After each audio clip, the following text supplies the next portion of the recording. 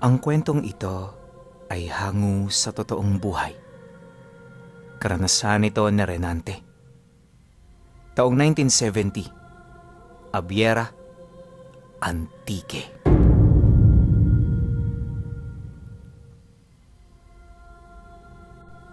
Sa isang kisap mata, bumabaliktad ang tadhana.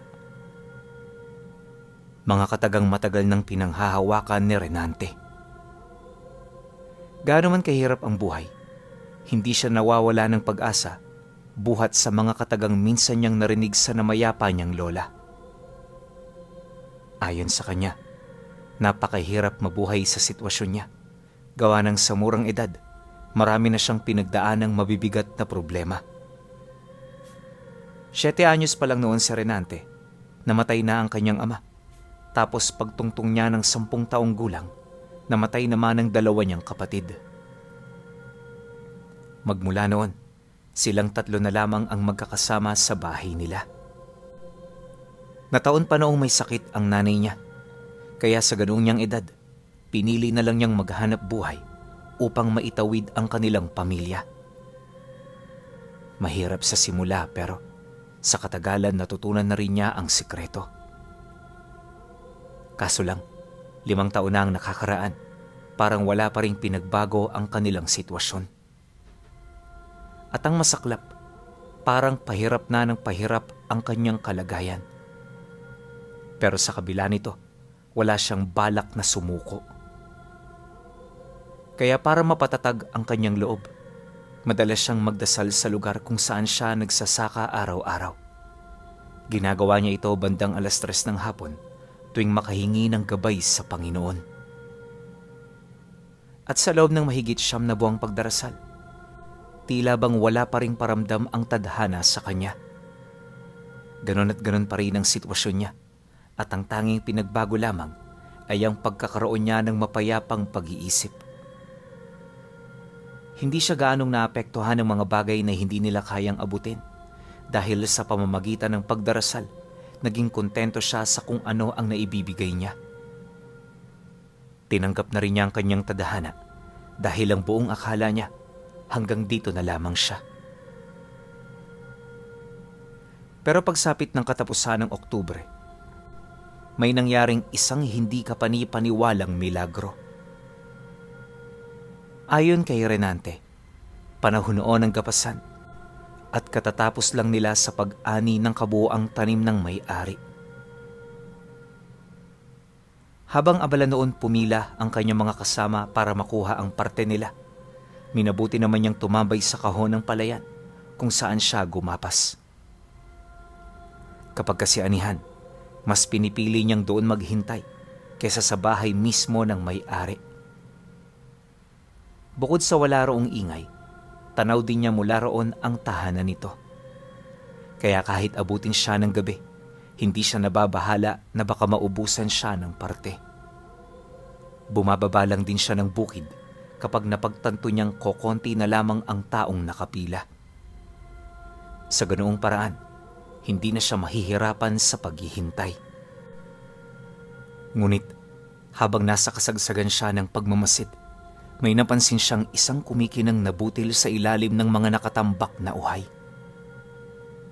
Noong una, inakala niyang salamin ito, kaya hindi niya yun gaanong pinagtuunan ng pansin. Pero nung lumulubog na ang araw at patuloy pa rin ito sa pagkinang, dito na siya unti-unting naghinala.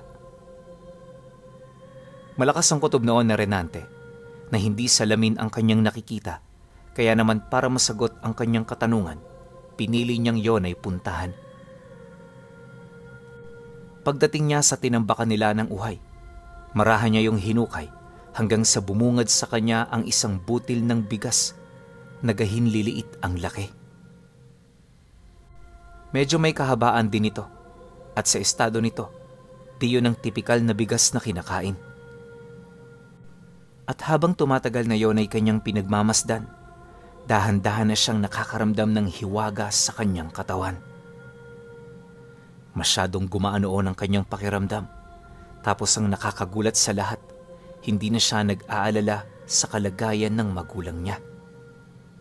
Yun bang Lahat ng problema nila parang meron ng solusyon. Matapos niya itong maramdaman, tsaka niya napansin na papatapos na ang pila sa hatian ng parte. Kaya naman kahit walang ideya sa kanyang nakuha, dali-dali siyang bumaba para kuhanin na ang kanyang kinita. Pag-uwi niya ng bahay, nadatnan niya ang nanay niya na inaatake na naman ng hika. Yung kapatid niya noon, panay na ang pag-iyak dahil sa hindi nito alam ang kanyang gagawin. Pagsilay naman niya rito, dali-dali niya yung nilapitan. At nang akmang tutulungan na niya ang nanay niya, bigla na lamang nawala ang hika nito, pagkadampi ng kanyang palad sa balikat. Sa isang iglap, bumalik ang sigla ng katawan nito na parabang wala yung iniindang karamdaman. Dala ng pagtataka, pilit niya yung tinanong ukol sa nararamdaman nito. At nang marinig naman yon ng nanay niya, inilahad nito sa kanya na normal na ang pakiramdam niya. Nabanggit din ito na parang may kung anong milagro ang yumakap sa katawan niya nung hinawakan siya ni Renante. Dala ng kuryosidad, tinanong siya nito kung meron bang nangyari sa kanya sa palayan. Yung aura niya kasi, medyo kakaiba na, tapos napakasigla na ng mukha niya. Yun bang kahit siyang nagtatrabaho para sa kanilang pamilya, tila bang wala siyang kaproblema. Nung marinig ito ni Renante, nagkaroon kaagad siya ng ideya. Alam niya sa kanyang sarili na bunga ito ng nakuha niyang butil noong araw na yon. Gayunpaman, hindi niya pa ito napapatunayan, kaya naman minabuti niyang wag muna itong sandigan. Dumaan ang mga araw, marami na ang nagbago sa loob ng bahay nila. Sa hindi malamang dahilan, parang napakadali na lamang sa kanya na kumuha ng pera. Di na rin sila nauubusan ng pagkain at higit sa lahat, nakakaramdam na sila ng ginhawa. Nakapagtataka man ng ganoong pangyayari, lubos itong ipinagpapasalamat ng nanay niya. Paulit-ulit din itong sinasabi na ayaw na nitong bumalik sa dati, kaya mas maganda na ipagpatuloy na lang nila ang kanilang nasimulan. Ito rin ang namamahala sa pag-iipon dahil sa kagustuhan nitong maalis na siya ng tuluyan sa kanyang trabaho na ilang taon na niyang nagiging kalbaryo. Pero nang marinig niya ito, siya na mismo ang tumutol. Nay, hindi ko gustong umalis sa trabaho ko. Oo, nakakapagod maging magsasaka. Pero ito na pa naging buhay ko. Kayo na lang dito ang magnegosyo para naman kahit papaano, meron tayong dagdag kita. Basta nay, may mga rason ako na hindi kayang matumbasan ng kahit na ano. Sa lugar na yon, payapa ako. Nakakapag-isip ako ng mabuti sa kapwa ko.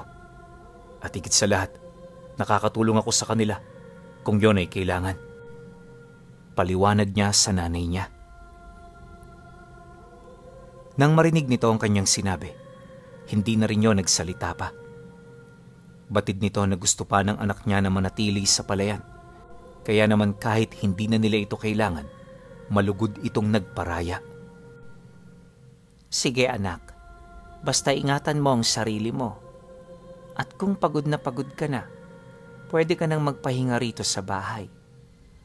Nalagpasan na natin ang madilim na panahon ng ating pamilya. Kaya oras na para malasap naman natin ang kaginhawaan na matagal na nating pinapangarap. Wika nito sa kanya.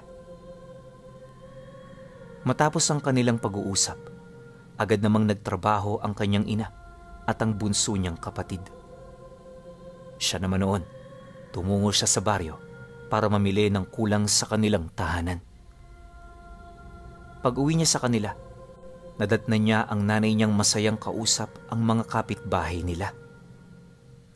Sa puntong iyon pinuno, nakaramdam siya ng tuwa dahil ito ang unang beses na maramdaman niya ang pagpapahalaga ng mga kapitbahay nila sa kanila.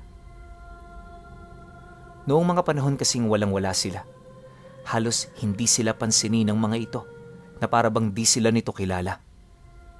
Pero nang magsimula na silang kumita, marami na ang gustong makipaglapit sa kanilang pamilya. Di naman niya yun gaanong pinagtuunan ng pansin dahil sa yun talaga ang realidad ng buhay. May kwenta ka lang kapag meron kang pera. Dumaan ang mga araw, naging maayos naman ang lahat. At dahil sa katatapos lang ng gapasan, buong araw na sila noong nagtatanim ng palay. Ayon sa utos ng may-ari, kailangan nilang maghabol para makarami sila. May hirap na kasing magpalaki ng pananim kapag sumasapit na ang panahon ng tag-ulan. Bukod sa maraming bagyo ang dumarating, mabilis na namamatay ang palay kapag nalulubog sa baha. Isa yon sa mga iniiwasan nila, kaya tuwing gapasan, nagmamadali silang magtanim. At sa loob ng 3 araw na walang humpay na pagtatanim ng binhi, wala naman siyang napapansing kakaiba. Ngunit nang matapos na ito, may nasipat siyang kasama nilang nagtanim na panayang paglilibot sa palayan. Hindi niya mawari kung ano ang ginagawa nito, pero may kutob siya na parang meron yung hinahanap. Dala ng kuryosidad, palihim niya yung sinundan hanggang sa mapansin niya ang pulang buhangin na pasimple nitong inilalaglag sa bawat kahon ng palay na kanyang nadaraanan. Dahil dito, kung kaya't agad naman niya yung tinawag, sabay tanong ukol sa ginagawa nito.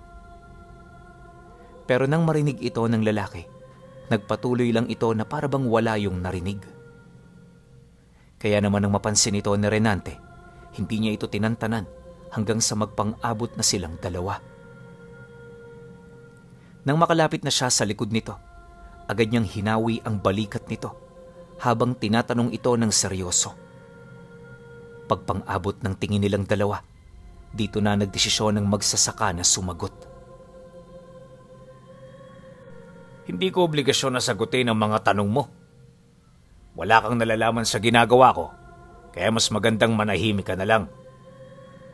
Makinig ka sa sinasabi ko, Renante. Dahil para rin naman to sa ikabubuti mo. Pagkasagot nito sa kanya, agad niyang napansin ang tila bang pangingitim ng mga mata nito. Bahagya rin yung pumutla. Tapos nakakita siya sa bibig nito ng mga umusling pangil na agad din namang nawala. Matapos ang pangyayari, nagkulay dugo ang mga mata nito bago bumalik sa normal. At nung masipat niyang nasa normal na yung estado, napansin niya na parang nagulat ito. Yun bang parang may kung anong nalaman ang nilalang sa kanya. Walang sabi-sabi, bigla naman yung napatanong ng, "Ano yung dala mo? Saan mo nakuha yan?" Habang nagsasalita, ramdam niya ang matinding galit nito na parabang gustong-gusto na siya nitong sunggaban. Kaya para hindi siya nito maunahan, dumistansya siya ng bahagya kasabay ng pagsagot niya rito ng, "Anong dala? Wala naman akong dala." Nang marinig naman ito ng lalaki, nagpumilit itong hanapin ang nakita niya hanggang sa magpang-abot silang dalawa. Paghawak nito sa kanya, hindi siya nagdalawang isip na sapakin ito sa muka, sabay tadyak dito papalayo.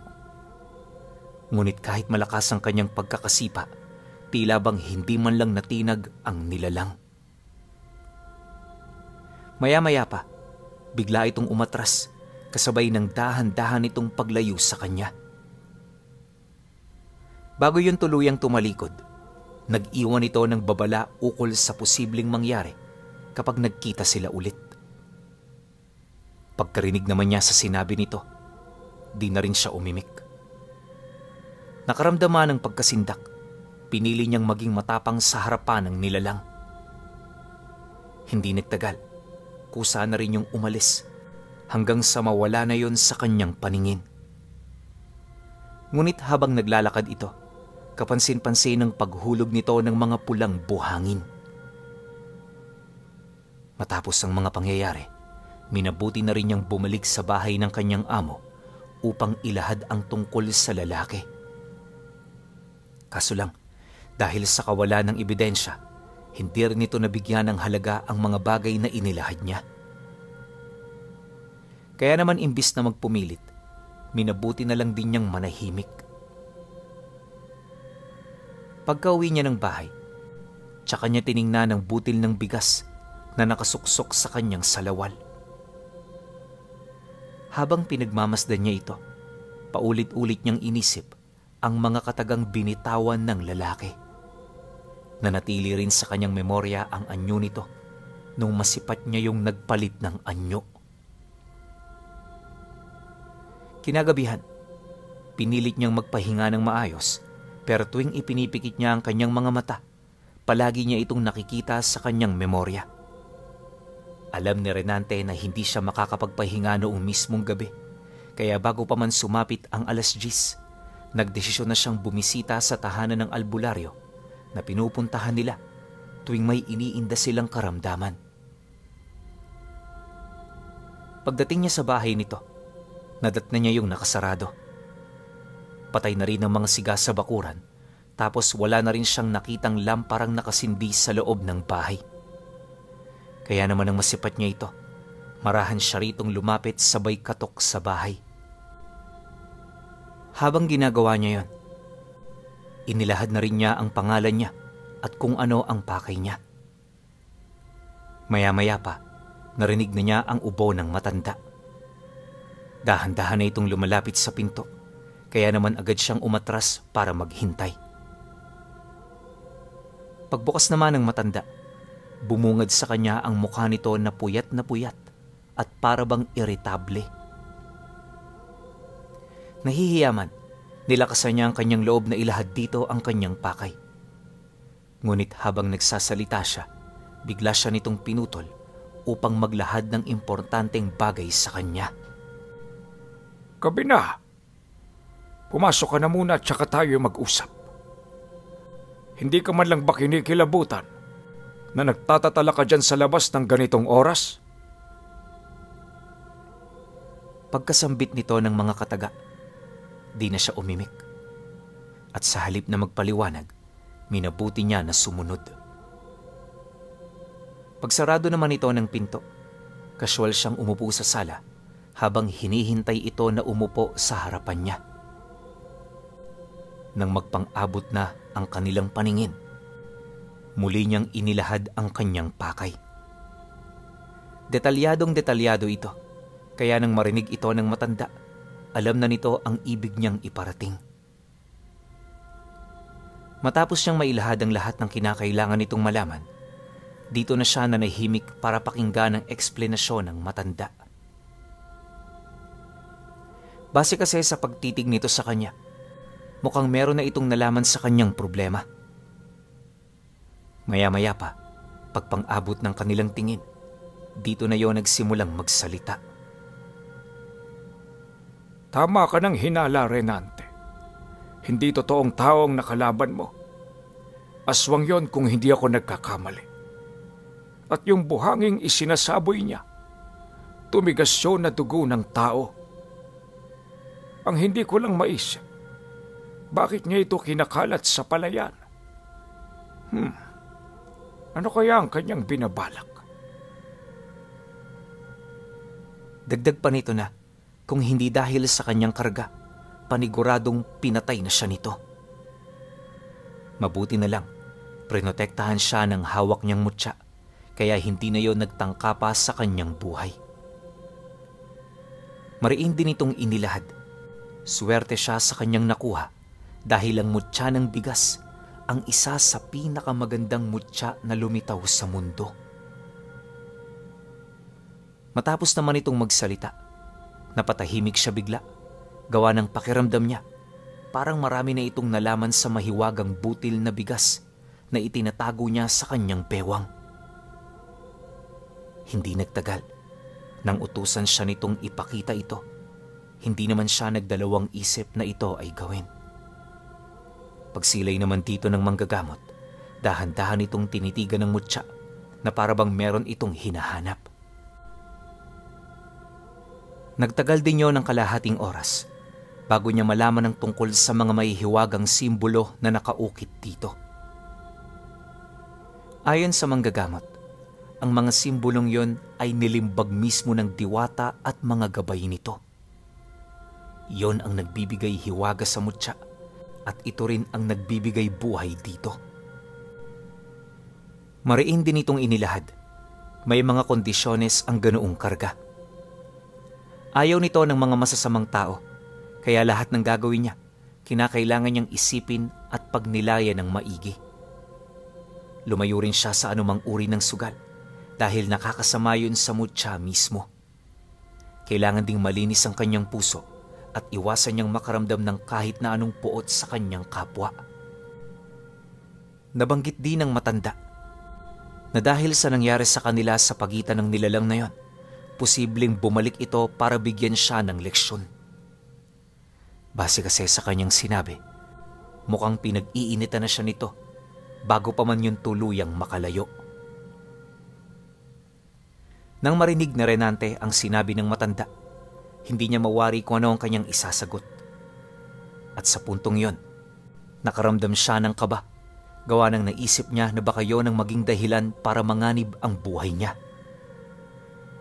Dahil dito, kung kaya't agad siyang humingi ng payo sa matanda. Nais niyang malaman ang kahinaan ng mga ganoong uri ng nilalang at kung ano ang kaya nitong gawin. Sa pagpapatuloy ng kanilang pag-uusap, dito naman ito inilahad ang lahat ng bagay na kinakailangan niyang malaman. Binigyan na rin siya nito ng karagdagang karga para lamang mapanatag siya. Inabisuhan din siya nito sa mga bagay na pwede niyang gawin sa oras na magsimula ng magparamdam ang nilalang. Nang marinig naman yun na Renante, taos-puso naman siyang nagpasalamat habang iniaabot ang abuloy para sa serbisyo nitong ibinigay. Manoy, pagpasensyahan niyo na ho ito . Ito lang kasi ang nakayanan ko . Maraming salamat ho sa payo ninyo. Huwag ho kayo mag-alala. Tatandaan ko ang lahat ng yon. Pagkasambit niya ng mga kataga, agad naman siyang nagpaalam. Bago sila magkahiwalay, marami pang ipinayo sa kanya ang matanda na siya namang hindi niya nakalimutan. Sa kanilang paglalakad papauwi, wala naman siyang napansing kakaiba hanggang marating niya ang sentro ng lugar nila. Noong una, tahimik pa naman ang paligid. Pero nang bahagya siyang nakalayo ng sentro, may napansin siyang mga itim na aso na para bang bumubuntot sa kanyang likuran. Hindi niya kilala ang mga ito, kaya takang-taka siya kung bakit di siya nito tinatahulan. Pagka naman nililingon niya ang mga nilalang, nanunuot yun kung saan-saan na para bang pilit siya nitong iniiwasan. Nang mapagtanto naman niya ito, hindi na siya nagsayang pa ng oras. Pagkaripas niya ng takbo, bigla naman niyang narinig ang atungal ng mga aso habang mabilis itong sumusunod sa kanya. Kahit hindi niya yun nakikita, ramdam niyang papalapit na ang mga ito, kaya naman hindi na niya maiwasang mapaisip ng kung ano-ano. Mabuti na lang talaga, nakarating siya sa kanila bago pa man siya nito maabutan. At nung makapasok na siya sa loob ng bahay, ramdam na ramdam niya ang pagpalibot ng mga nilalang sa bakuran. May mga pagkakataon ding kinakalmot nito ang dingding na para bang gusto nitong pumasok. Kaya naman nang marinig ito ni Renante, abot langit na ang pagdarasal niya. Kung sino-sino na ring mga santo ang kanyang tinatawag para lamang matakasan ng mga ito. Kalahating oras ang lumipas, nakarinig siya ng isang malakas na pagsipol na para bang ito ang tumawag sa mga nilalang. At dahil sa tunog na yon, kung kaya't nagawa nitong tantanan ng kanilang tahanan. Pagtahimik ng paligid, naiwan siyang tulala sa tabi ng pinto habang pinag-iisipan ang kanyang mga pinagdaanan. Di niya binalak na ipaalam ito sa kanyang mga magulang dahil sa ayaw niyang pagmulan nito ng takot. Isa pa, kahit malaman nito ang mga nangyari sa kanya, wala rin naman yung magagawa. Pagsapit ng sumunod na araw, Nagkusa siyang hanapin ang lalaki. Batid niya na ito ang nag-utos sa mga nilalang para salakayin siya noong mismong gabi. Wala siyang balak na masama rito. Gawa ng ang nais lang niya, makausap ito ng maayos at mahinahon. Naniniwala siya na sa pamamagitan ng maayos na usapan, kusa na siya nitong lalayuan. Pagdating niya noon sa sakahan, kagaya ng inaasahan, naroon ang hinahanap niya. Masaya itong nakikipagsalamuha sa iba nilang mga kasama na para bang isa rin yung ordinaryong tao. Ngunit pagsilay nito sa kanya, dahan-dahang nawala ang mga ngiti nito. Nagkusa na rin yung lumayo sa kanyang mga kausap na para bang alam na nito ang ibig niyang ipahiwatig. Paglakad nito papalayo, dali-dali naman niya yung sinundan. Hindi nagtagal, narating nila ang likod ng imbakan ng mga palay kung saan silang dalawa lamang ang naroon. Pagpang-abot ng kanilang tingin, nadatnan niya itong nakaupo sa kapirasong puno na matagal na roong nabuwal. Nang mapansin naman niya ito, hindi niya maiwasang kabahan, gawa ng yung titig nito parang nagdadala ng kamatayan. Yun bang malingat ka lang saglit, di mo na mamamalayan ang mga susunod na mangyayari. Dahil sa ganoong sitwasyon, kung kaya't hindi niya inalis ang tingin niya sa nilalang kahit na isang segundo. Pagsilay naman ito, unti-unti itong napangisi kasabay ng pagsilabasa ng mga itim na asong kanina pa palang nagtatago sa talahiban. Pagsilay nito sa kanya, bigla itong umangil habang dahan-dahang lumalapit. Alam ni Renante na may kalalagyan siya sa dami nito, pero sa kabila ng lahat ng yon, pinili niyang maging mahinahon at matatag. Dito na rin siya pasimpleng nagdasal upang makahingi ng gabay sa itaas. Maya-maya pa, naglakas loob siyang huminto sa pag-atras. Wala siyang ideya sa mga mangyayari, pero pinili niyang manalig. Naisip niya na hanggat nananampalataya siya, walang kahit na anong demonyo ang makakatalo sa kanya. Maya-maya pa, dito na siya nagulat nang mapansin niyang hindi dumiretso ang mga aso. Pumapaikot lang ito pero hindi yun nakakalapit. Nang mapansin naman ito ng lalaki, agad itong naglakad papalapit sa kanya na para bang gusto nitong mabaling dito ang kanyang atensyon. Pagsilay naman niya sa nilalang na yon, nakita niya itong napakaputla habang kakulay na ng dugo ang mga mata nito. Garugal na rin ang boses tapos mayat maya ang pag-angil nito habang nakatitig sa kanya. Mukhang natuto ka na. Sino ang albularyong nilapitan mo? Si Manoy Fernando ba? Kung gayon, hindi lang pala ikaw ang kailangan kong ilibing. Pagkatapos ko sa'yo, isusunod ko ang matandang yon. Masyado niya na akong pinapakialaman, kaya mukhang kailangan ko na rin siyang patahimikin. Pagkasambit nito ng mga kataga, agad itong kumuha ng maliit na garapon sa kanyang bulsa. Ang garapong yon pinuno ay naglalaman ng itim na likido na dali-dali namang nilunok nito. Nung makapasok na yon sa sistema ng lalaki, nakita niya kung papaano magsiunat ang mga buto nito. Napakalalim na rin ang ginagawa nitong pag-angil na para bang mamamatay na ito. Hindi nagtagal, bumagsak sa lupa ang lalaki kasabay ng kusang pagkilos ng bawat parte ng katawan nito. Ilang minuto pa ang lumipas, bigla na lamang itong tumigil sa paggalaw. At bago pa man niya yun mamalayan, nakatayo na ito sa kanyang harapan.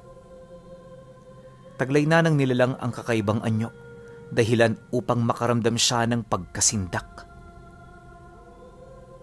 At sa muling pag-angil nito, bigla na lamang siya nitong sinunggaban kasabay ng pagsunod ng mga aso nito. Isipin ninyo, Walang karanasan sa ganoong sitwasyon si Renante, kaya nung makita niyang papalapit na yon sa kanya, purong pag-iwas na lang ang ginawa niya.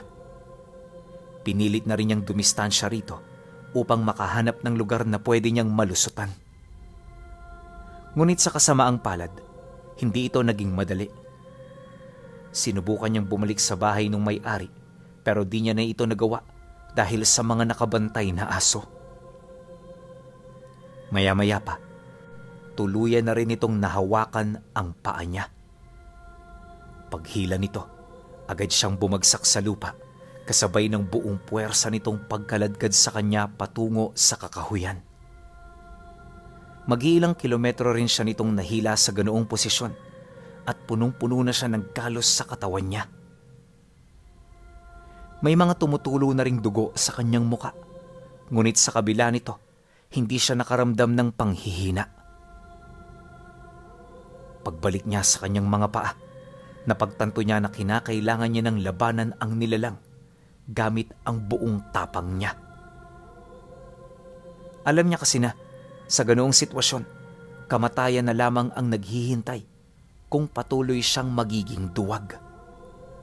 Kaya kahit walang kaalaman pagdating sa kumbate, pinilit niyang makipaglaban dito. Nahihirapan mang sumabay sa una, habang tumatagal ang pagbubuno nila, tila bang nakakasabay na rin siya.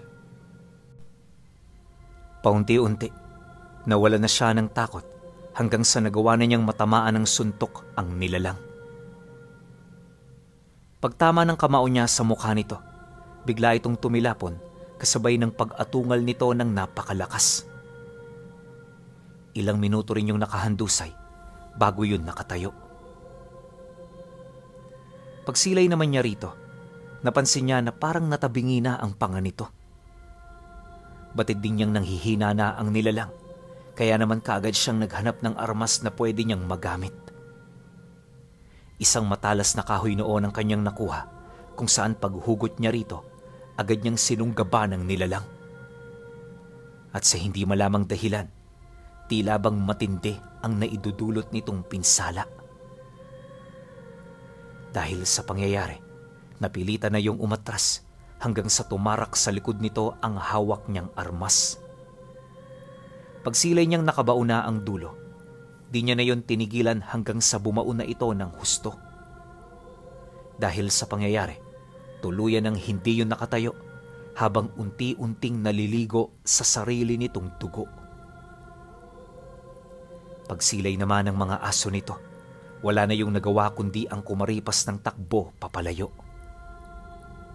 At nung silang dalawa na lang ang natira, dito niya na yon kinausap ng masinsinan. At sa sandaling hindi yun sumasagot, walang awa niya itong hinahampas ng kahoy sa ulo. Ganon at ganon ang kanyang ginawa hanggang sa bigla na lamang itong binawian ng buhay. Nung mamatay ito, di man lang niya nalaman kung para saan ang mga pulang buhangin na hapon-hapon itong isinasaboy sa palayan.